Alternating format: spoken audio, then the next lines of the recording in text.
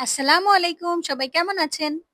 আমার ছোট্ট টুনটুনি দেখেন মেকআপ করার জন্য কত পাগল। আমার মনে হয় বাসায় যাদেরই এমন ছোট, ছোট মেয়ে বাচ্চা আছে তাদের সবার বাচ্চারাই মেকআপ করার জন্য অধীর আগ্রহে বসে থাকে। আমার মেয়ে সকালে উঠেই বলছে, "আম্মু আমাকে মেকআপ করে দাও। আমি তোমাকে মেকআপ করে দিব।" তো ওর মেকআপ আমার নেয়ার চেয়ে আমার কাছে মনে হলো না আমিই ওকে মেকআপ করে দিই, আমার চেহারাটা একটু বেঁচে যাক। ১ সেকেন্ডের জন্য কখনো ওর ধৈর্য হয় না কোথাও দাঁড়িয়ে থাকা বা কখনো বসে থাকার।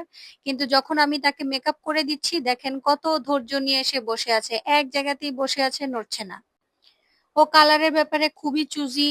মাম্মি আমাকে এই কালার দিতে হবে, ও কালার দিতে হবে, সেই কালার দিতে হবে। বাট বাচ্চারা আমার মনে হয় একটু শাইনি কালার হলে ওরা অনেক বেশি পছন্দ করে। স্পেশালি পিঙ্ক কালার তো সব মেয়েদেরই ফেভারিট।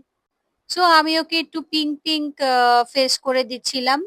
লিপস্টিক দেওয়ার সময় সে একটুও নড়চড় করেনি। দেখেন আমি কত সুন্দর করে ওকে লিপস্টিক দিয়ে দিয়েছি। আমাকেও বলছে যে, "আম্মু আমাকে ২ টো লিপস্টিক দিয়ে দিবে, ২ টো কালার দিয়ে দিবে।"